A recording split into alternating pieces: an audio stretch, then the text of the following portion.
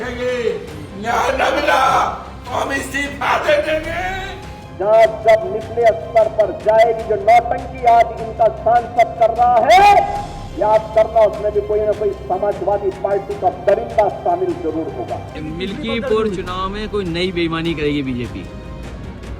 मिल्कीपुर की जनता मिलकर के जिताना चाहती है। भारतीय जनता पार्टी हर बार कोई नया तरह का बेईमानी का निकालती है। कुछ तो सस्ता लो, सब बढ़िया लो, इसमें क्या खास बात है? थोड़े में ज्यादा स्वाद, यही तो है इसकी खास बात।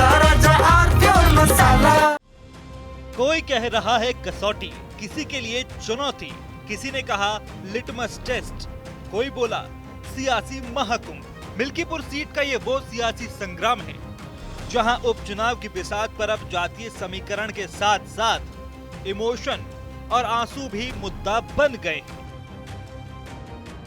दरअसल 5 जनवरी को होने वाले उपचुनाव के मतदान से पहले मिल्कीपुर की चुनावी महाभारत में अपना अपना चक्रव्यूह सजाया जा रहा है और इसी रण में सपा सांसद अवधेश प्रसाद के आंसुओं ने चुनावी चर्चा बदल दी है। दलित लड़की के साथ हुई विभत्स घटना को लेकर एक बार नहीं 2 बार रोए अवधेश प्रसाद। और तो और अवधेश प्रसाद ने तो अखिलेश यादव के सामने अब संन्यास और इस्तीफे तक की बात कह दी थी। हमें जाने दो दिल्ली, लोकसभा में जाने दो। मोदी के सामने हम बात रखेंगे। न्याय न मिला तो हम इस्तीफा दे देंगे।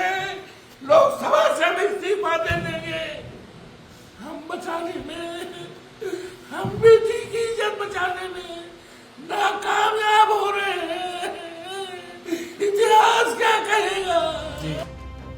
अवधेश प्रसाद के इमोशन और आंसुओं पर खुद सीएम योगी आदित्यनाथ ने भी तंज किया था, क्योंकि मोहित खान वाले मामले में मुखर नहीं दिखे थे अवधेश। याद करना, अयोध्या में भी कल एक बेटी के साथ घटना घटित हुई है। जांच जब निचले स्तर पर जाएगी, जो नौटंकी आज इनका सांसद कर रहा है, याद करना उसमें भी कोई ना कोई समाजवादी पार्टी का दरिंदा शामिल जरूर होगा। मिल्कीपुर के चुनावी मैदान में हर मुद्दे को उछाला गया है। सबसे पहले जातीय समीकरण के हिसाब से पासी प्रत्याशियों पर दांव लगाया गया, तो वहीं बीजेपी ने राम मंदिर और महाकुंभ के जरिए हिंदुत्व के मुद्दे को हवा दी। आप देख रहे होंगे समाजवादी पार्टी के अध्यक्ष के पिछले 2 महीनों के ट्वीट को आप देखिए।